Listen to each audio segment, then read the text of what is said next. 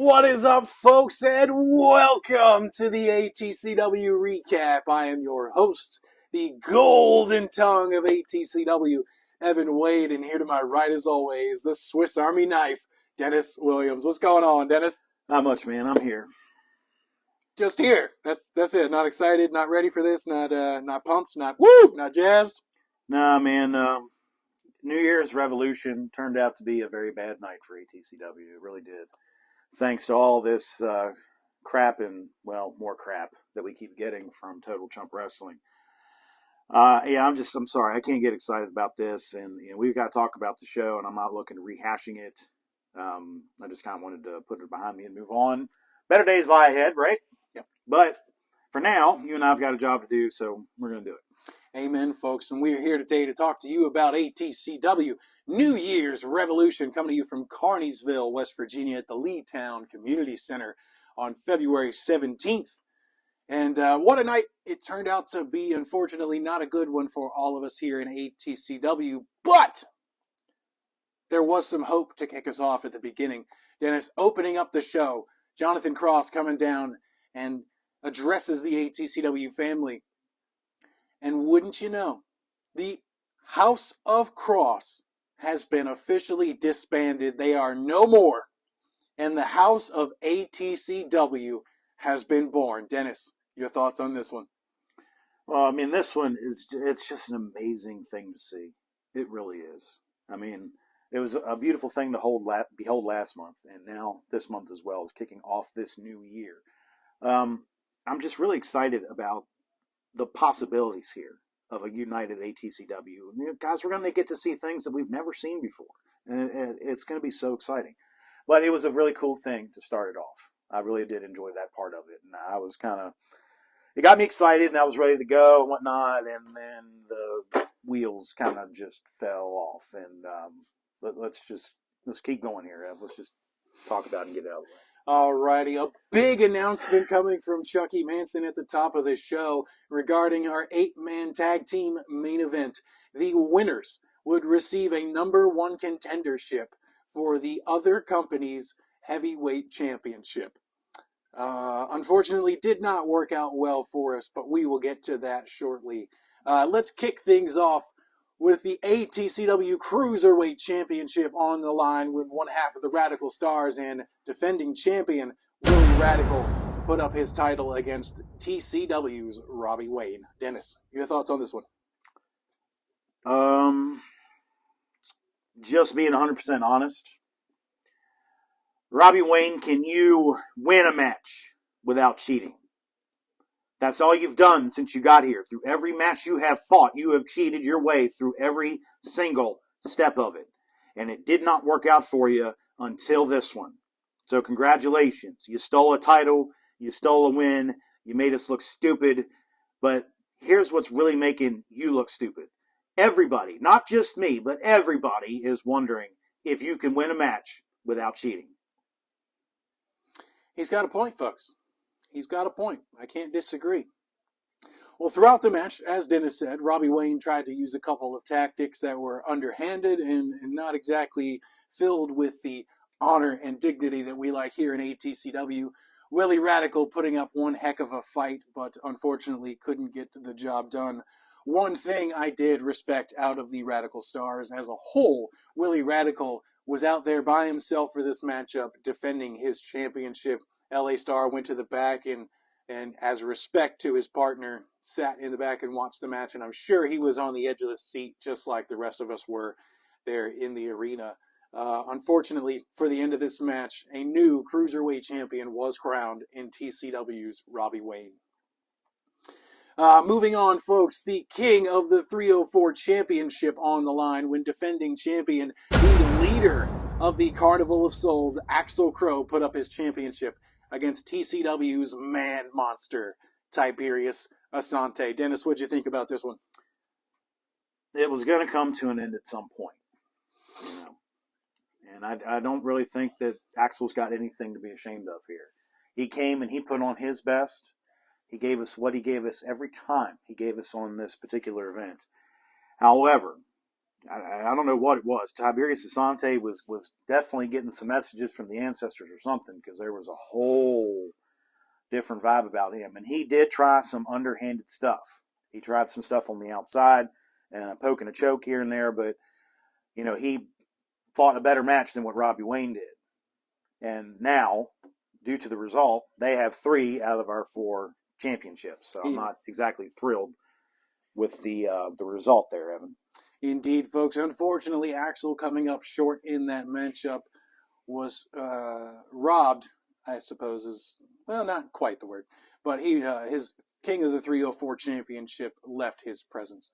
Our new King of the 304 champion, Tiberius Asante, representing TCW, and as Dennis said, they now have 3 of our championships out of the 4, and the skies here in ATCW aren't looking too bright. And while we're talking about some skies not being so bright, let's move on to the ATCW Tag Team Championships. The Nation of Violence. I'm sorry, I'm a little flustered, folks. It was a heck of a night. It's kind of hard to get through reliving this thing, Dennis. I'm starting to see where you're coming from. The Nation of Violence defending their ATCW Tag Team Championships against the newcomers, the Stompers of Richie Blanco and Rob Blade. Dennis, I thought we were a little bit robbed in this one, not only because of the outcome, but we didn't get to see a lot of offense from the Stompers in this matchup. The Nation of Violence displaying their typical pound and ground kind of offense. Dennis, what are your thoughts? Yeah, they wrestled just about a perfect match, other than the underhanded stuff that they tried. They cut the ring off real well. That they did. They didn't allow a lot of tags. It's a bit of a tongue twister there. Didn't allow a lot of tags. Now, they did try their underhand stuff, and they did some illegal double teaming, but they effectively shut the Stompers down. That said, the Stompers did show some rays of light, though. They did. And I definitely want to see them come back and get another shot at these titles, or just come back and try to dig in and become a part of what's going on here, because they definitely did impress me with what they were able to get off. Agreed. But, again, 3 of our championships are with Total Chump Wrestling, so not exactly excited about this outcome, and so maybe everybody's starting to see what's going on here, right? So Chucky books these 3 title matches first, and it just boom, boom, boom, left, right, left, just knocks you in the gut. But thankfully, they didn't ruin the whole night. Indeed, our next contest was free of the TCW stain. One half of the Radical Stars, the other half, in fact, LA Star, one-on-one with stunning Adam Armstrong. Dennis, your thoughts on this one? Well, I mean, so finally, no crap for this one, right? We finally get to enjoy a match, and this is proof positive right here of what I was trying to say. This would have been a good night for us. This would have been a really good event had TCW not ruined it. Thankfully, they didn't ruin this one for us. Thoughts, real quick. LA Star put up a hell of a fight and a big victory.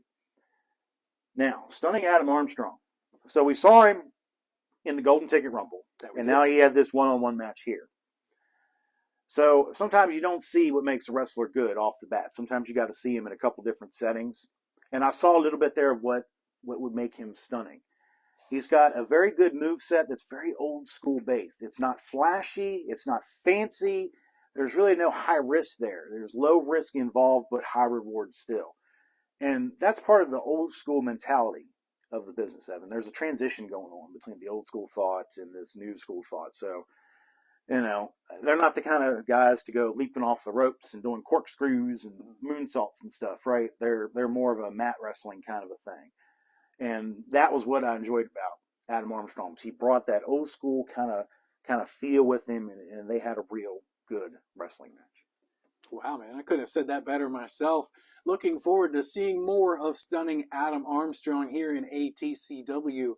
And, of course, you can't get enough of the Radical Stars. Dennis, what do you say? I can't. Dennis, what do you say we move on to our next contest we're going to talk about? Yeah, that would feel pretty good. Let's pick this back up. Come on. Yeah. So let's talk about AK versus Felipe Jr. Man, this one stole the show for me. This was match of the night for me. These two guys have differing styles, but those styles can intersect and make for some awesome displays. However, we didn't get as much of that as I thought. Felipe was a little different this time based on the last time I saw him. And he was all smiles last time I saw him, but this time, not so much. And I heard him shout to a kid in the crowd that there would be no lucha libre tonight. And I was a little disappointed by that because, I enjoy a little lucha here and there. But still, a great contest, though, because Felipe is not just a lucha guy. He's got a very good arsenal. Going up against who is probably, pound for pound, the best guy in ATCW, AK. That is fair. Absolutely. It is fair. Astute observation there, Dennis. And you got to wonder, was that a strategy ploy from Felipe saying no lucha? Because that's exactly what you would expect from him during the match. So that's what AK was preparing for. Exactly. Yeah. Or is he just angry? Does he have a chip on his shoulder? Does he have something to prove here in ATCW? And what better way to do it than to beat AK? And maybe he was just focused. Folks, we'll never know. But what we do know is that it was a phenomenal match. And AK ended up coming out in the end. And I got to say, I wouldn't mind seeing a rematch of that one either. Because that was awesome. I wouldn't either. And this is a big reason why. AK was a little different here. Yes, 100%. I'm glad you said that. The intensity was there. The intelligence was there. The control was there. But what wasn't there was he didn't really try anything underhanded. Mm-hmm. He is not a wrestler that needs to do that, but he does do that, or at least he did sometimes. I don't know. He didn't do anything like that this time, and it netted him a big win. And think about that, AK, going forward. Mm-hmm. Seriously, dude, think about that. Yeah, I'm glad you observed that too, because I happened to notice it throughout. And man, you said it. Sorry, I stole it from you. No worries at all. I'm just glad the point got out there, man. Wow, great showing from both of these guys. Dennis, what do you say? Moving on to the ATCW Heavyweight Championship match. Yeah. The second generation sensation, or the modern day warrior as he had gone by for that night. Brian Hardy puts up his ATCW Heavyweight Championship against none other than Ishman Martinez. Dennis, what you think about this one? I wanted to see this one, right? So when they gave it to us, I was really excited, and I expressed that. And I really enjoyed this matchup. Because there was just no crap going on in the background, man. It was just two dudes in there putting on a great show, trying to pin each other or make each other tap. The match itself was great. These two guys are just great to watch. And seeing them against each other, man, that was a treat. But there was a whole different dynamic brought to this by Brian Hardy. Mm-hmm. I talked to him about it. Evan, you talked to him about it too. Why don't you fill him in a little bit on what it was? Indeed. I had the opportunity to talk to him before the show started. He had dedicated this match to Kerry Von Erich, the late, great Kerry Von Erich, who was 33 when he passed. And Brian Hardy, also 33, was defending his championship the day before Kerry Von Erich had passed. And he decided the anniversary of his passing. The anniversary of his passing, correct. I'm sorry. The dedication going to Kerry Von Erich even took the moniker, the modern day warrior, and even used the Iron Claw, which I haven't seen in a wrestling match, I don't think, in person ever, to be honest with you. I'm a young guy. I don't know. I'll have to get back to you on that one. I'm not sure if I've ever seen that used, at least to that effect. Like in person. Right. In person, but not just to that effect. To winning a match with it. Yeah, that was insane. Yeah, but it was a really cool tribute that Brian did.